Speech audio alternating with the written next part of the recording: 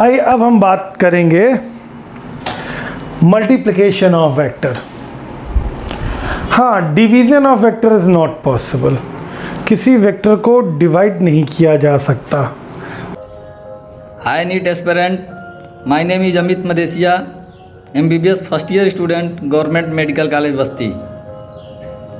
NEET में selection के लिए हर स्टूडेंट को फिजिक्स में बहुत प्रॉब्लम होती है। हमें भी बहुत प्रॉब्लम होती थी, बट आशीष सर के गाइडलाइन की वजह से मेरी फिजिक्स बहुत अच्छी हो गई। इसी की वजह से मैं नीट में सेलेक्ट भी हो पाया। गाइडलाइन मतलब होमवर्क देना, पूरा टाइम दे करके क्वेश्चन सॉल्व कराना, हम लोगों के बीच एक कॉम्पिटिटिव इन्वायरमेंट बनाते थे, जिसकी वजह से हम और अधिक मेहनत करते थे और अच्छे मार्क्स लाने के लिए हमेशा प्रयास करते रहते थे। उनके क्वेश्चन बेसिक लेवल से अच्छे लेवल तक के होते थे, जैसे SCB, NCERT, रेशनिक हॉलीडे, अच्छे क्वेश्चन उसमें ऐड होते थे। उनकी एक बहुत ख़ास बात थी कि वो हर बच्चों से पर्सनली इंटरेक्ट होते थे, जिसके वजह से हम लोगों को एक अंदर से कॉन्फिडेंस आता था कि हम और अच्छा कर सकते हैं, और अच्छा करने के लिए हमेशा प्रयास करते रहते थे।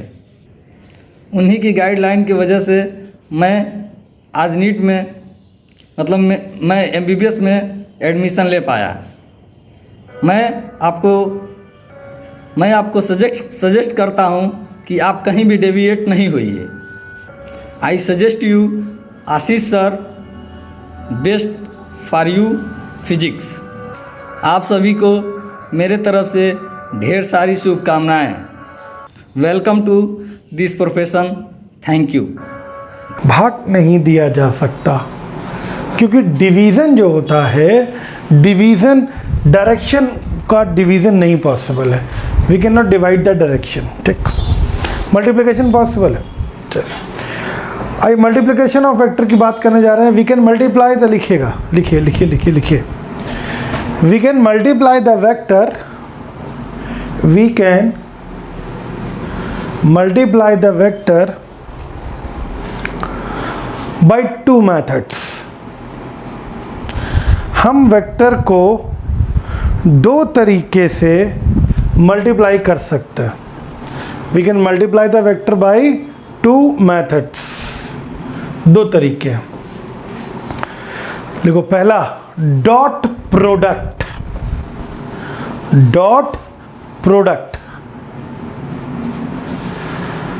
ब्रैकेट में लिखो, इसी को कहते हैं स्केलर प्रोडक्ट। क्या कहते हैं? Scalar product. Dot product, bracket में लिखो स्केलर प्रोडक्ट। दूसरा लिखो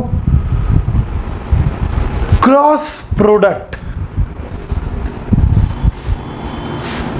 ब्रैकेट में लिखो क्रॉस प्रोडक्ट, ब्रैकेट में लिखो वेक्टर प्रोडक्ट। ठीक, एक करके पढ़ेंगे।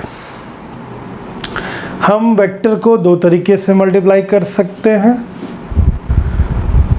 डॉट प्रोडक्ट और दूसरा क्रॉस प्रोडक्ट।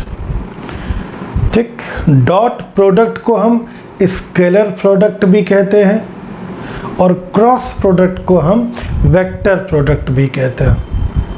ठीक, अब सर आप कहोगे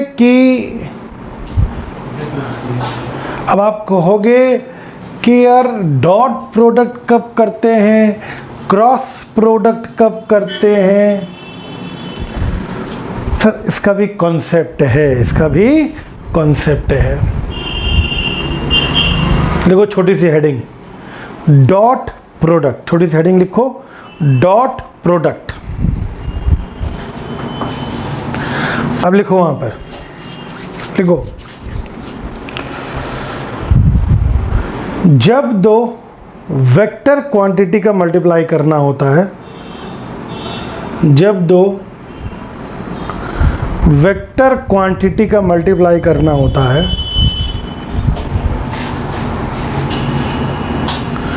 और हमें रिजल्ट चाहिए होता है, दो वेक्टर क्वांटिटी का मल्टीप्लाई करना होता है, और हमें रिजल्ट चाहिए होता है स्केलर। जब दो वेक्टर क्वांटिटी का मल्टीप्लाई करना होता है और हमें रिजल्ट चाहिए होता है स्केलर। कैसा रिजल्ट चाहिए? स्केलर, यानी बगैर डायरेक्शन वाला रिजल्ट चाहिए। Then we use dot product method. तब हम यूज करते हैं डॉट प्रोडक्ट मेथड। दो वेक्टर क्वांटिटी का मल्टीप्लाई करना है और रिजल्ट कैसा चाहिए? स्केलर। ठीक, कुछ बच्चों से पूछो तो कहते हैं दो स्केलर क्वांटिटी का मल्टीप्लाई करना है।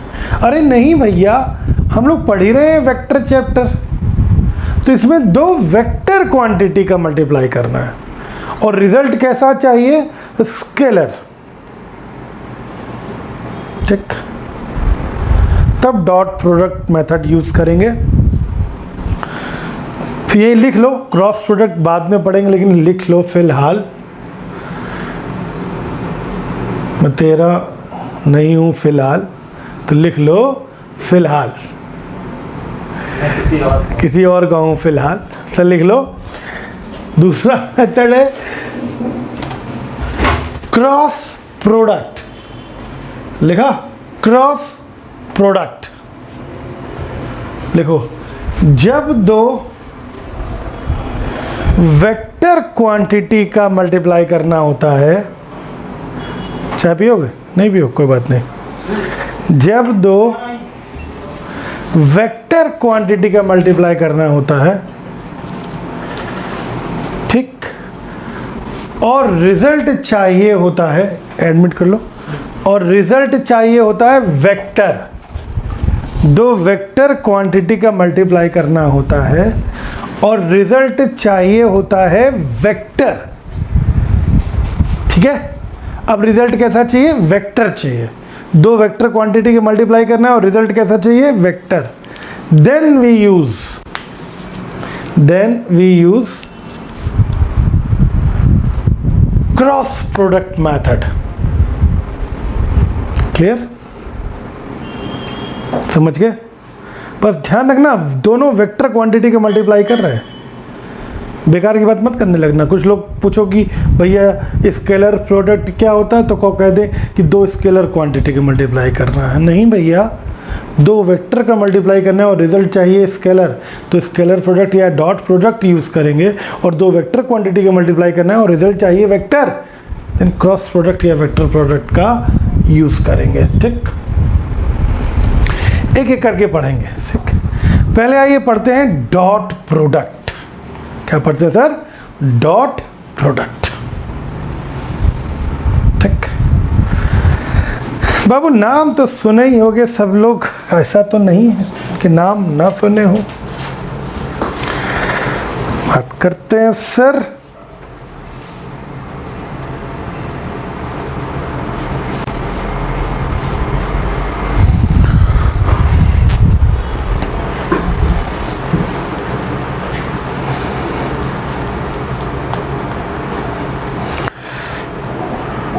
दो वेक्टर क्वांटिटी का मल्टीप्लाई, वेक्टर ए, डॉट लगा देते हैं। अरे डॉट से समझ जाओ, डॉट लगा देते हैं।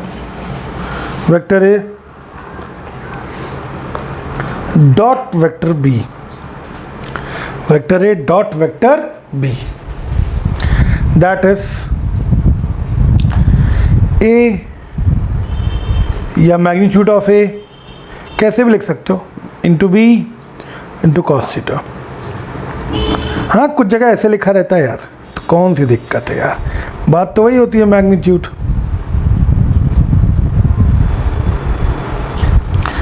बात तो बाबू वही है ना, कोई बहुत फर्क थोड़ी ना है।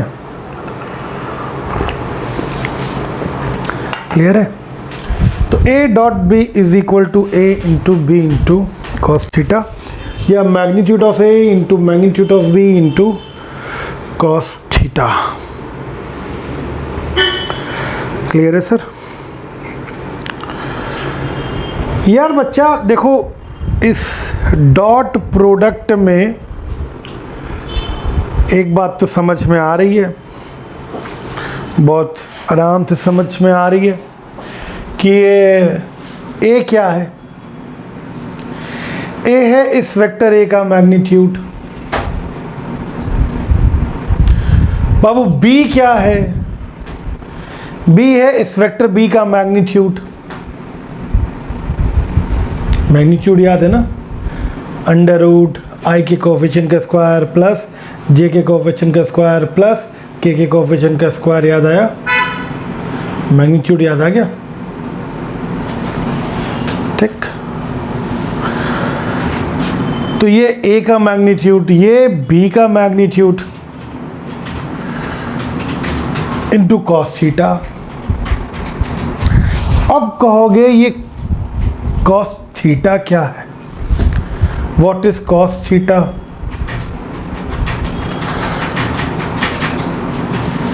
सर ज़्यादातर बच गए कॉस थीटा। कॉस थीटा मतलब हो गया वेक्टर ए और वेक्टर बी के बीच का एंगल। हाँ एकदम सही, खुशी सिंह ने बताया वेक्टर ए और वेक्टर बी के बीच का एंगल। एकदम सही कह रहे हो, वेक्टर ए और वेक्टर बी के बीच का एंगल। ठीक। अब सवाल कुछ ऐसा पैदा होता है, गौर करो।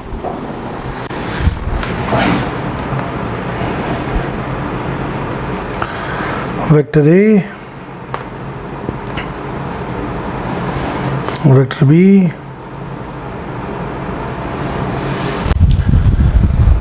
साफ सवाल कुछ यूं पैदा होता है कि जो एंगल है ये वाला एंगल कि ये वाला एंगल, ये वाला एंगल कि ये वाला एंगल। क्या है तो कौन सा एंगल होगा? दिस वन और दिस वन।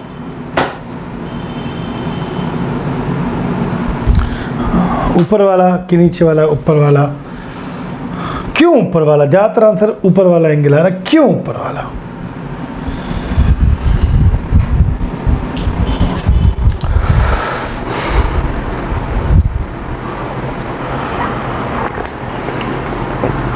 ज़्यादातर बच्चे मुझसे बोल रहे हैं ऊपर वाला एंगल, कह रहे हैं ये वाला एंगल।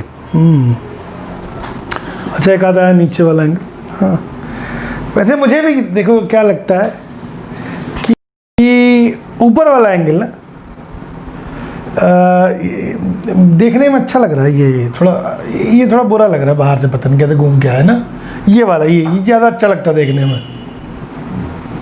तो देखो ज़्यादा अच्छा नहीं। अच्छा हाँ कुछ ने कहा स्मॉलर एंगल, बात उन्होंने सही कही, स्मॉलर एंगल। यार बात तो सही है, स्मॉलर एंगल। सब सुनिए, ना तो ये वाला एंगल ना तो ये वाला एंगल। आई बात समझ में? ये नीट का क्वेश्चन है, लेटेस्ट। ना तो ये वाला एंगल ना तो ये वाला एंगल। वेरी गुड अवायद, कुछ दिन का जवाब। साहब ध्यान रखिएगा, वेरी इंपॉर्टेंट पॉइंट, इंपॉर्टेंट नहीं बहुत ही इंपॉर्टेंट पॉइंट वहां नोट करो, बहुत इंपॉर्टेंट पॉइंट है, नोट करो सब लोग। कभी भी दो वेक्टर के बीच का एंगल देखना है। यस, कभी भी दो वेक्टर के बीच का एंगल देखना है। सही है, कभी भी सद्दाम का सही है, दो वेक्टर के बीच का एंगल देखना है तो वेक्टर या तो हेड टू हेड कंबाइन होने चाहिए, तो वेक्टर या तो हेड टू हेड कंबाइन होने चाहिए या tail to tail. Head to head combine होनी चाहिए या टेल टू टेल। अब अगर यहां गौर करो, इस जगह पे गौर करो, तो एक वेक्टर का हेड है और दूसरे वेक्टर का टेल है। एक वेक्टर का हेड है और दूसरे वेक्टर का टेल है। बोलो, एक का हेड दूसरे का टेल। तो यहां पे कोई एंगल नहीं होगा, यहां पर कोई एंगल नहीं होगा। अब तुम्हें अगर देखना है एंगल ए और बी के बीच में, तो देखो क्या करना पड़ेगा। देखो, ए ऐसा था,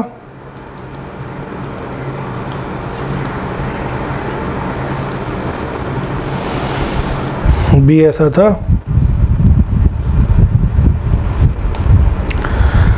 एक काम करो, या तो ए को आगे बढ़ा दो, ये, हाँ अब ये भी पॉइंट है सर, इस पर भी क्वेश्चन आ चुका है। ए को आगे बढ़ा दो ऐसे, ठीक। सर फिर से नोट करिएगा, पॉइंट बोल रहा हूं। किसी भी वेक्टर को अगर हम पैरेलल शिफ्ट कराते हैं, किसी भी वेक्टर को अगर हम पैरेलल मूव कराते हैं, पैरेलल शिफ्ट कराते हैं, तो उस वेक्टर पे कोई भी चेंज नहीं आता।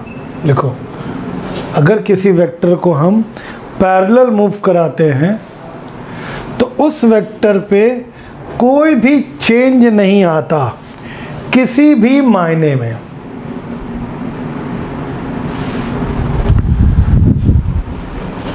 कुछ ये हेड टू टेल मेथड होता है triangle law of vector addition में, वो अलग चीज़ है, ठीक।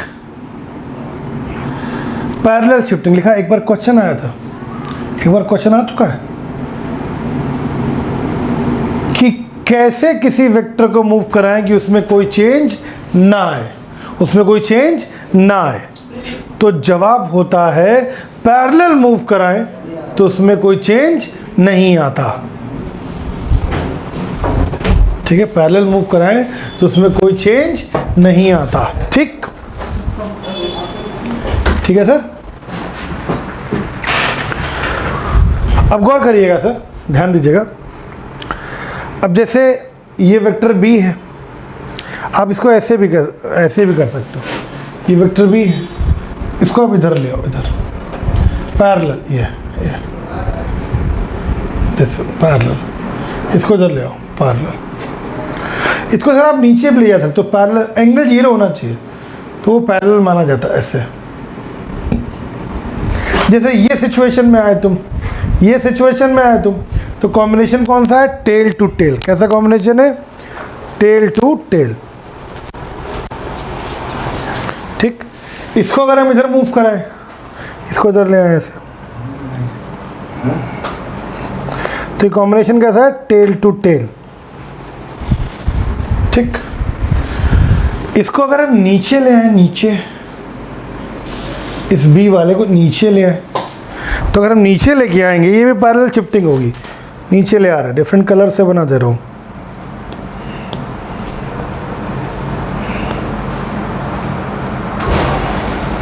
ये कॉम्बिनेशन कैसा है? Head to head. आई बात समझ में? क्लियर है सर?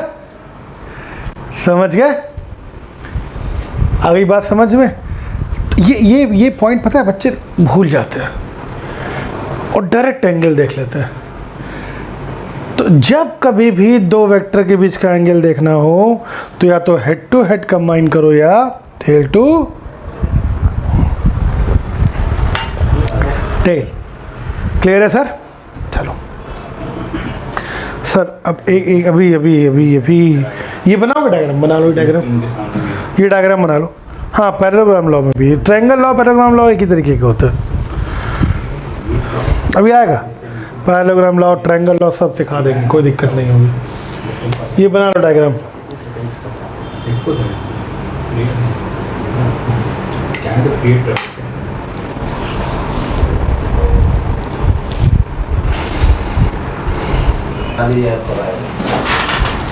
बेटा जल्द आना चाहिए।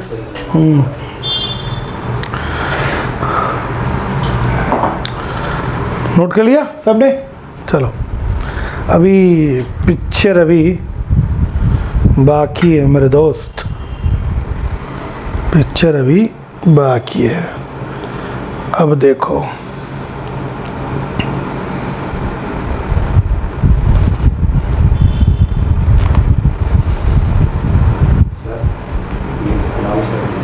प्रेशर वैच 4 तारीख से है और ह्यूमन फिजियोलॉजी 5 यस मैं नोट्स की बुकलेट प्रोवाइड करूंगा। जैसे आपके एडमिशन होते जाएंगे बुकलेट आपके कोरियर से पहुंचने लगेगी, बस 2-4 दिन में पहुंचने लगेगी। साहब ये ए और बी, अच्छा बताइए कॉम्बिनेशन ये टेल टू टेल है, कैसा कॉम्बिनेशन है? टेल टू टेल कॉम्बिनेशन है। अब इसमें एक क्वेश्चन आता है ये वाला एंगल, ये वाला एंगल, 2 एंगल आ गए। अब इनमें से कौन सा एंगल? हाँ तो ध्यान रखो, हाँ ऐसा नहीं कोई shorter, yes always smaller angle consider. देखो अगर बड़ा वाला एंगल कंसीडर कर लोगे तब भी कोई बहुत फर्क नहीं पड़ने वाला, ठीक, लेकिन हमेशा कौन सा एंगल कंसीडर होता है? स्मॉलर एंगल कंसीडर होता है। जैसे ये 60, ये 300, ठीक है। अब जैसे ये होता मान लो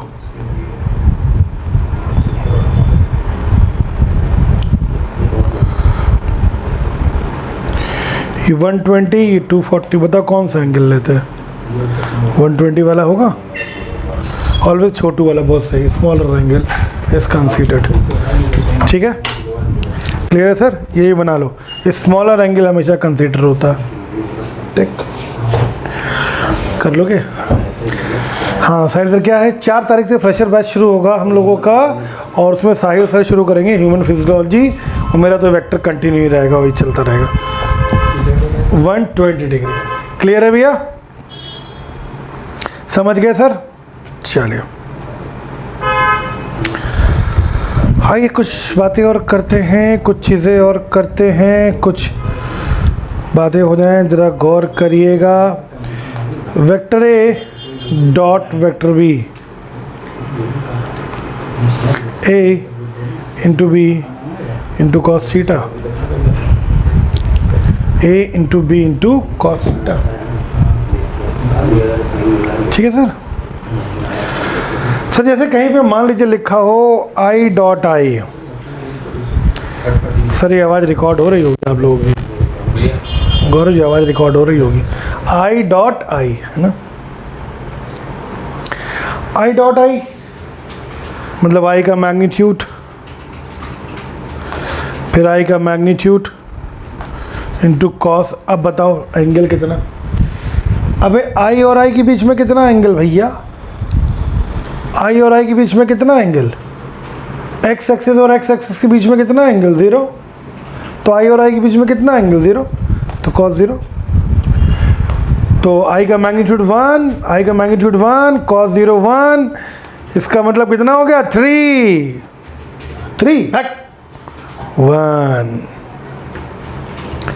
1 इंटू 1 इंटू 1 एग्जाम में 3 हो जाता है, ठीक है भैया। तो कितना आएगा? 1 आएगा,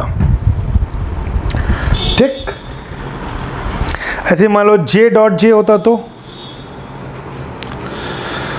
जे का मैग्नीट्यूड 1, जे का मैग्नीट्यूड 1 इंटू कॉस 0 कितना आता बेटा? 1। के डॉट के कितना आएगा? 1 into 1 into 1 1, very good. I dot J कितना आएगा? 1, सब 1 ही आ रहे हैं, अच्छा 1 आएगा। आई डॉट जे, अबे 1 इंटू 1। अब बताओ आई और जे के बीच में कितना एंगल? आई और जे के बीच में कितना एंगल? 0 degree, 90 degree. कॉस 90 कितना होता है? 0, तो कितना आ गया? 0। सब आ गया है। हाँ बच्चे बहुत होशियार हैं। ठीक, जे डॉट के कितना, अरे ज़ीरो। आई डॉट के कितना, ज़ीरो। अब सिंपल समझो, देखो भैया मेरे सारे बैच वही होते हैं, मेरा फ्रेशर रिपीटर कोई अलग नहीं होता, मैं सबको एक ही तरीके से पढ़ाता हूँ, सब उसी में पढ़ेंगे। ठीक है बाबूजी, बाबूजी क्योंकि फिजिक्स किसी को नहीं आती, चाहे वो फ्रेशर हो, चाहे वो रिपीटर हो, चाहे वो कोई हो, तो मुझे सबको ऐसे ही पढ़ाना पड़ता है बेसिक से। ठीक है, तो सर जी सेम सेम वाले देखो 1 आ गए ना, सेम सेम वाले, और अलग अलग वाले 0 आ गए, तो दिमाग रखना। ठीक है सर, तो दिमाग रखना, तो अलग अलग वाले हो तो 0 और सेम सेम वाले हो तो 1। क्लियर है सर? देखो भैया मैं 11 12 दोनों कराऊंगा, पहले बता चुका हूँ इसी बैच में। 11 भी कवर करा दूंगा, 12 भी कवर करा दूंगा, फिर देखना तुम। ठीक, मज़े देखना। ठीक, तो चिंता ना करिए। आ गया भैया, क्लियर है? अब आओ सर, अब तुम लोगों को सिखाते हैं 2 वेक्टर का डॉट प्रोडक्ट कैसे करते हैं। एक वेक्टर ए दिया हो,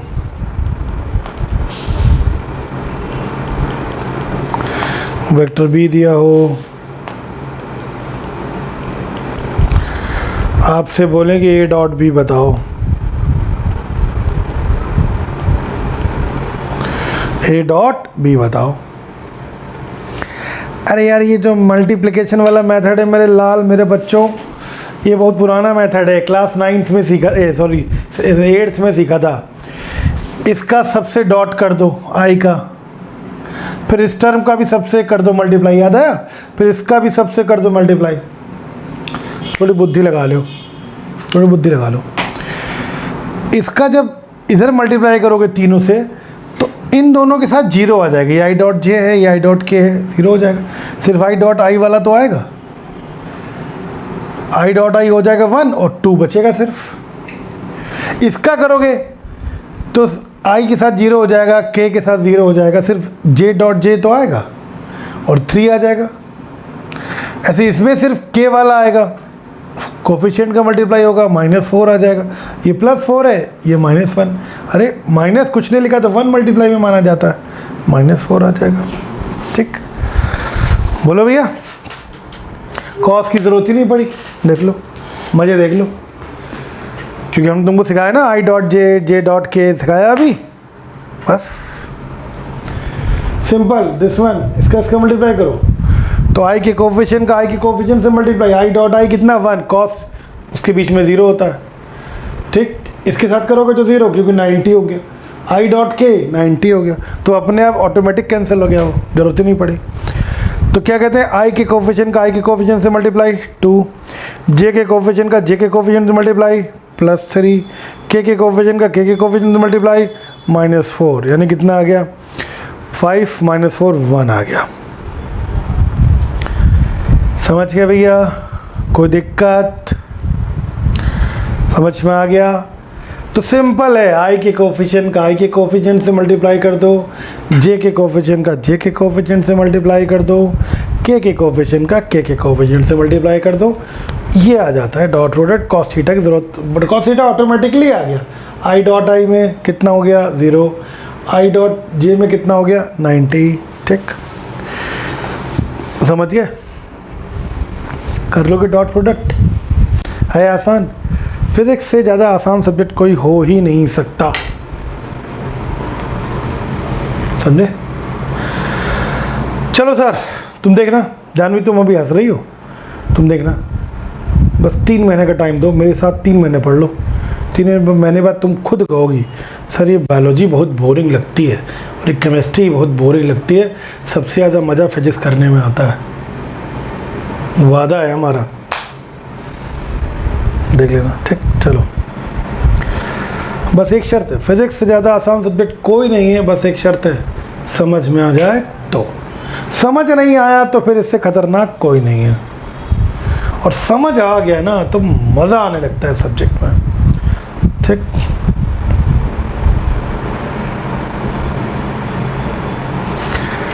%100% बोल पाएंगी?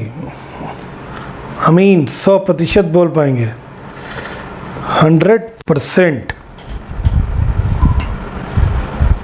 सर एक क्वेश्चन करेंगे, चलिए।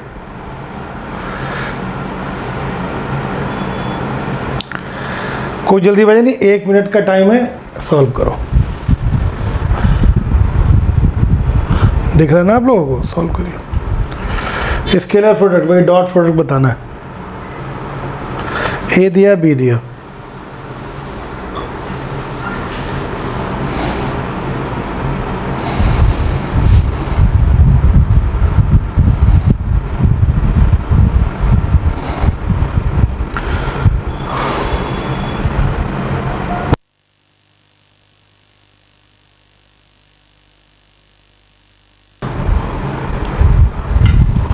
क्या दिया है सर?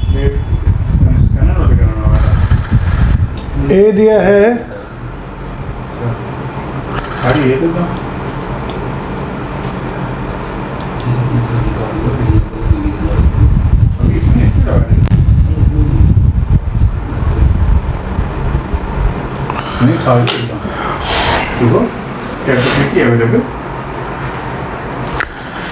संजय भी मुझे कॉपी तो नहीं होगा। ए दिया इतना 3i + 5j - 2 के, बी दिया 4i - 3j + 7 के। सब i से i के कोफिशिएंट को मल्टीप्लाई करेंगे, j से j के कोफिशिएंट को मल्टीप्लाई करेंगे, i से i कोफिशिएंट मल्टीप्लाई करेंगे तो कितना आएगा? 12। j से j के कोफिशिएंट को मल्टीप्लाई करेंगे -15, k से k के कोफिशिएंट का -14, कितना आएगा ये आएगा मुझे लग रहा है -17। एकदम सही आप लोगों का, बहुत सटीक, बहुत सटीक। ठीक, P डॉट Q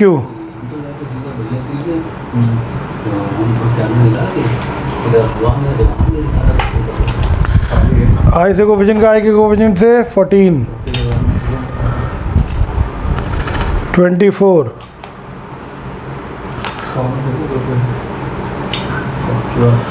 ठीक है, कितना आएगा बताओ?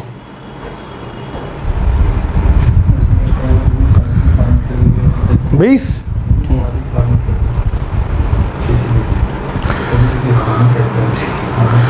मंदिशा बेटा आपका नेटवर्क गड़बड़ होगा इसलिए वीडियो नहीं क्लियर है। आ गया? This is 20।